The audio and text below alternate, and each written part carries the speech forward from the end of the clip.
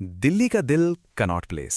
दिन में तो ये जगह रौनक से भरी रहती है ना, लेकिन रात में यही जगह बिल्कुल बदल जाती है, एकदम रहस्यमयी। आज हम इसी जगह से जुड़ी एक ऐसी कहानी की बात करेंगे जो सुनने के बाद शायद जहन से कभी ना निकले। तो चलिए जानते हैं कनॉट प्लेस के इन भूतहा घेरों के बारे में। तो बात है दिल्ली की एक सर्द रात की। घड़ी में 11:15 बज चुके थे। कनॉट प्लेस की वो सफेद इमारतें पीली स्ट्रीट लाइट में एकदम खामोश खड़ी थीं। सोचिए, जहां दिन भर हजारों लोगों की चहल पहल रहती है, वहां उस वक्त सिवाय हवा की सरसराहट के और कुछ नहीं था। और इसी खामोशी के बीच दो दोस्त, आदित्य और रोहन, चले जा रहे थे। लेट नाइट मूवी देखकर लौट रहे थे। मेट्रो तो बंद हो चुकी थी, तो अब पैदल घर जाने के अलावा कोई चारा भी नहीं था। वो इनर सर्कल से गुजर ही रहे थे कि अचानक उन्हें महसूस हुआ कि कोई उन्हें देख रहा है, कोई उनके पीछे है। होता है ना कभी कभी ऐसा एहसास कि भले ही कोई दिखे नहीं, पर लगता है कि कोई है, बस वैसा ही कुछ। रोहन के कदम अचानक रुक गए। उसने धीरे से, लगभग फुसफुसाते हुए आदित्य से पूछा, यार, कुछ सुना तूने? उसकी आवाज में डर साफ पता चल रहा था।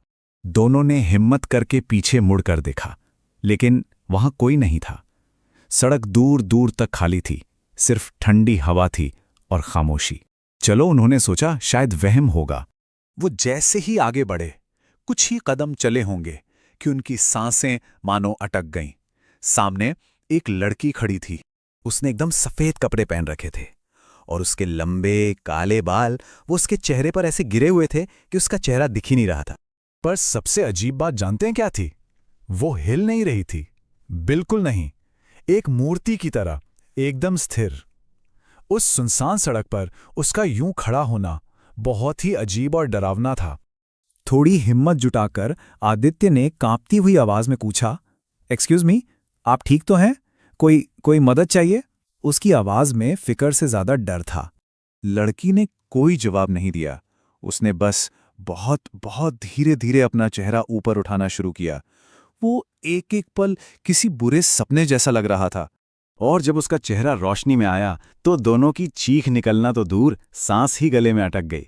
उस लड़की की आंखें, वो आंखें थी ही नहीं। वो दो गहरे स्याह गड्ढे थे, पूरी तरह से काले, जैसे उनमें कोई रोशनी ही ना हो। और ठीक उसी पल आसपास की सारी स्ट्रीट लाइट्स फ्लिकर करने लगीं, तेजी से। जलना बुझना, अंधेरा, रोशनी, अंधेरा। रोहन की दहशत से भरी चीख गूंजी, भाग! और बस वो दोनों भागे, पागलों की तरह, अपने पूरी जान लगाकर। लेकिन कुछ अजीब था, बहुत अजीब। वो जितना भी तेज दौड़ रहे थे, जिस भी गली में मुड़ रहे थे, घूम फिर कर वो उसी गोल चक्कर पर वापस आ जाते थे, बार बार।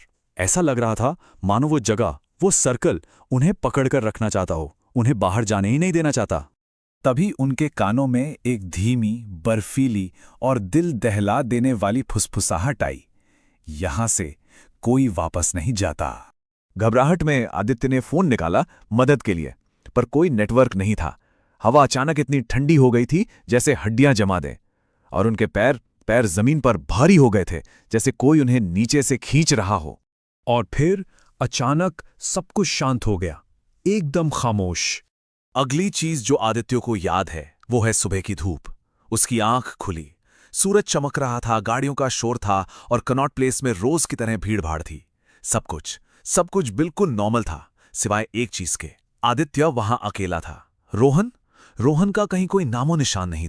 इसके बाद पुलिस रिपोर्ट लिखवाई गई, बहुत ढूंढा गया, लेकिन रोहन का कोई सुराग नहीं मिला।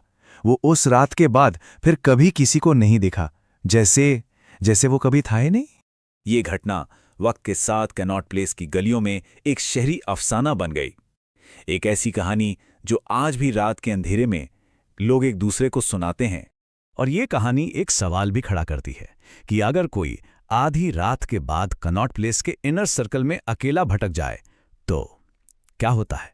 कहते हैं कि उसे सफेद कपड़ों में एक लड़की दिख सकती है, और अगर उसकी काली आंखों वाली नजर उस पर पड़ गई तो शायद वो कभी वापस नहीं लौटेगा।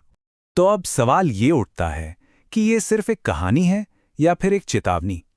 अगली बार जब कोई कनॉट प्लेस से गुजरे तो शायद उसे ये सोचना पड़े